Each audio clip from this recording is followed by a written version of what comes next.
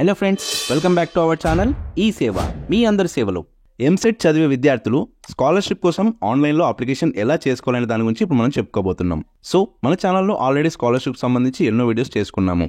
అందులో ఫ్రెష్ స్కాలర్షిప్కి ఎలా అప్లికేషన్ చేసుకోవాలి, అలాగే రెన్యువల్ స్కాలర్షిప్ ఎలా అప్లికేషన్ చేసుకోవాలి, 10th 9th చదివే స్టూడెంట్స్ ప్రీ మెట్రిక్ స్కాలర్షిప్ ఎలా అప్లికేషన్ చేసుకోవాలి ఇలాంటి వీడియోస్ మన ఛానల్లో ఉన్నాయి.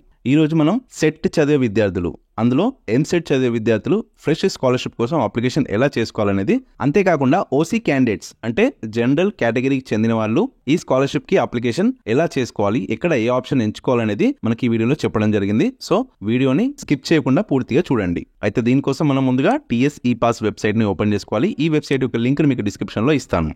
ఇందులో ఫ్రెష్ స్కాలర్షిప్ సంబంధించిన ఆప్షన్ ఉంటుంది, దాన్ని క్లిక్ చేయగానే మీకు నెక్స్ట్ పేజ్ అనేది ఓపెన్ అవుతుంది. సో ఇక్కడ మనకి ఏ డాక్యుమెంట్స్ అవసరం ఉంటాయి అనేది ఇక్కడ చూపిస్తూ ఉంటాయి. ఒకసారి మీరైతే చూసుకోండి. సో ఇక్కడ మనకి కొన్ని టిక్ మార్క్స్ అడుగుతాయి. Latest passport size, Aadhaar card, bank passbook, study certificate, ఇవన్నీ టిక్ మార్క్ పెట్టేసి అప్లై నౌ మీద క్లిక్ చేయాలి. ఇందులో మనకి ఫస్ట్ ఆఫ్ ఆల్ స్టూడెంట్ యొక్క ఎస్ఎస్సి డీటెయిల్స్ అనేది అడుగుతుంది. సో ఎస్ఎస్సి మీరు రెగ్యులర్ పాస్ అయ్యారా, సప్లిమెంటరా, సిబిఎస్ఈ అనేది సెలెక్ట్ చేసుకోవాలి. తర్వాత స్టూడెంట్ యొక్క ఎస్ఎస్సి హాల్ టికెట్ నంబరు, అలాగే పాస్ అయిన ఇయర్ అండ్ ఎస్ఎస్సి ప్రకారం డేట్ ఆఫ్ బర్త్ ఎంటర్ చేసిన తర్వాత కోర్స్ గ్రూప్ లో మనకి 3 ఆప్షన్స్ ఉంటాయి. Other than degree and degree academic, అలాగే ఎస్పీటెట్ అని. ఎంసెట్ గురించి చెప్పుకుంటాం కాబట్టి అదర్ దెన్ డిగ్రీ అనేది సెలెక్ట్ చేసుకోవాలి. మీకు ఇక్కడ ఎస్ఎస్సి డీటెయిల్స్ ప్రకారం మీకు డీటెయిల్స్ అనేది వస్తాయి. ఇందులో మీరు జెండర్ సెలెక్ట్ చేసుకుని స్టూడెంట్ యొక్క ఆధార్ డీటెయిల్స్ అనేది ఇవ్వాల్సి ఉంటుంది. సో ఆధార్ ప్రకారం name and Aadhaar number enter చేసి ఆధార్ కార్డ్ ని జేపీజీ ఫార్మాట్ లో 100 KB లోపల స్కాన్ చేసి అప్లోడ్ చేయాలి. తర్వాత స్టూడెంట్ యొక్క క్యాస్ట్ డీటెయిల్స్ అనేది ఎంటర్ చేయాల్సి ఉంటుంది. అయితే ముందుగా మనం రిలీజన్ సెలెక్ట్ చేసుకోవాలి. తర్వాత క్యాస్ట్ లో మీకు ఇక్కడ ఓసీ క్యాండిడేట్ అయితే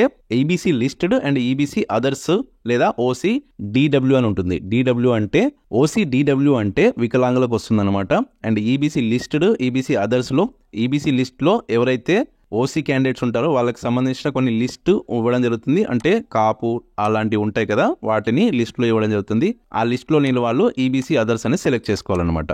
ఓకే, అలా సెలెక్ట్ చేసుకున్న తర్వాత సబ్ క్యాస్ట్ లో మీ అదర్స్ క్యాస్ట్ ఏది వస్తుందో అది ఎంటర్ చేయాలి. అంటే రెడ్డీస్ అలాంటివి అన్నమాట. తర్వాత మీరు రూరల్ అర్బన్ క్యాండిడేట్ అనేది సెలెక్ట్ చేసుకొని ఒకవేళ అనాథ అయితే ఎస్ అని పెట్టాలి, లేకపోతే నో అని పెట్టేసాలి. ఓసీ సెలెక్ట్ చేసుకున్నాం కాబట్టి ఓన్లీ ఇన్కమ్ డీటెయిల్స్ ఎంటర్ చేసి గెట్ ఇన్కమ్ డీటెయిల్స్ మీద క్లిక్ చేయగానే ఆటోమేటిక్ డీటెయిల్స్ అనేది ఫెచ్ అవుతాయి అనమాట. అదే మీరు వేరే క్యాస్ట్ సెలెక్ట్ చేసుకుంటే క్యాస్ట్ కి సంబంధించిన డీటెయిల్స్ కూడా ఇవ్వాల్సి ఉంటుంది. ఇప్పుడు మనం ఎంసెట్ గురించి చెప్పుకున్నాం కాబట్టి సెట్ కిందకి వస్తుంది. ఎంసెట్ కాని వారైతే నాన్ సెట్ కింద సెలెక్ట్ చేసుకోవాలన్నమాట. సో మనం సెట్ సెలెక్ట్ చేసుకున్న తర్వాత స్టూడెంట్ చదివిన సెట్ ఏంటిది అనేది మనం ఇక్కడ ఎంటర్ చేసుకోవాల్సి ఉంటుంది. సో ఎంసెట్ ఇంజనీరింగా, ఎంసెట్ మెడిసినా లేదా ఎంసెట్ ఫార్మసీ అనేది మనం సెట్ చేసుకోవాలి. తర్వాత సెట్ యొక్క ఇయర్, ఏ ఇయర్ లో సెట్ రాశాడు, అలాగే set hall ticket number, rank, అలాగే ఎంసెట్ లో సీటు అలాట్మెంట్ అయిన డేటు అది ఎంటర్ చేయాలి. సో మీరు సెట్ డీటెయిల్స్ అన్ని ఎంటర్ చేయగానే ఆటోమేటిక్ గా మీ కాలేజ్ డీటెయిల్స్ అనేది ఇక్కడ చూపించడం జరుగుతుంది. సో ఇక్కడ చూపించిన విధంగానే మీరు కాలేజ్ డీటెయిల్స్ కూడా ఎంటర్ చేసుకోవాల్సి ఉంటుంది. So state, college district, college mandal and college board, అలాగే ఏ కాలేజు, ఏ కోర్సు, అలాగే ఏ ఇయర్ అనేది మనం సెలెక్ట్ చేసుకోవాల్సి ఉంటుంది. తర్వాత మొబైల్ వెరిఫికేషన్ లో మీ వర్కింగ్ మొబైల్ ఏదైతే ఉంటుందో ఆ నంబర్ ని ఇక్కడ ఇవ్వాల్సి ఉంటుంది. తర్వాత కొన్ని కాలమ్స్ అనేది జనరేట్ అవుతాయి. ఇందులో మీరు లాస్ట్ 7 years ఎక్కడెక్కడ చదివారు, ఏం చదివారు అనేది ఎంటర్ చేయాల్సి ఉంటుంది. స్టడీ డీటెయిల్స్ లో మీరు ఏం చదివారు, అలాగే ఎక్కడ చదివారు, డిస్ట్రిక్ట్, మండలు, అలాగే విలేజ్, అలాగే మీరు చదివిన స్కూల్ యొక్క పేరు లేదా కాలేజ్ యొక్క పేరు ఎంటర్ చేయాలన్నమాట. ఇట్లా లాస్ట్ 7 years ఎంటర్ చేయాల్సి ఉంటుంది. ఒకవేళ గ్యాప్ ఉంటే గ్యాప్ అనేది సెలెక్ట్ చేసుకోవాలి. ఓకే, తర్వాత స్టూడెంట్ యొక్క ఫోటోని 30 KB లోపల జేపీజీ ఫార్మాట్ లో స్కాన్ చేసి అప్లోడ్ చేయాలి. అండ్ ఓసీ క్యాండిడేట్ కి బ్యాంక్ పాస్బుక్ స్కాన్ చేసి అప్లోడ్ చేయాల్సిన అవసరం లేదు. బట్ అదర్ క్యాస్ట్ వాళ్ళు బ్యాంక్ పాస్బుక్ ని 100 KB లోపు జేపీజీ ఫార్మాట్ లో స్కాన్ చేసి అప్లోడ్ చేయాలి. తర్వాత అప్లై ఫర్ స్కాలర్షిప్ మీద క్లిక్ చేయగానే నెక్స్ట్ పేజ్ అనేది ఓపెన్ అవుతుంది. మీరు ఆల్రెడీ బ్యాంక్ పాస్బుక్ అప్లోడ్ చేసి ఉంటే మీకు ఇక్కడ బ్యాంక్ డీటెయిల్స్ అనేది అడుగుతుంది. సో వాటి యొక్క డిస్ట్రిక్ట్ అండ్ ఏ బ్యాంకు, అలాగే బ్యాంక్ యొక్క ఐఎఫ్ఎస్ కోడ్, అకౌంట్ నెంబర్ అనేది ఎంటర్ చేయాల్సి ఉంటుంది. ఓసీ క్యాండిడేట్స్ అయితే అవన్నీ అవసరం ఉండదు. ఓన్లీ మీరు లాస్ట్ 7 years డీటెయిల్స్ ఏవైతే ఇచ్చారో వాటికి సంబంధించిన స్టడీ సర్టిఫికేట్స్ అనేది అప్లోడ్ చేయాల్సి ఉంటుంది. అవి కూడా 100 KB లోపు జేపీజీ ఫార్మాట్ లో ఉండాలి. తర్వాత నెక్స్ట్ కాలమ్ లో పేరెంట్ యొక్క ప్రొఫెషన్ సెలెక్ట్ చేసుకోవాలి. డిజేబిలిటీ అయితే ఎస్ ఆర్ నో అని పెట్టుకోవాలి. తర్వాత స్టూడెంట్ ప్రీ క్వాలిఫికేషన్ డీటెయిల్స్ లో ఎంసెట్ కి ముందు ఏం చదవారు అనేది ఇక్కడ సెలెక్ట్ చేసుకోవాల్సి ఉంటుంది.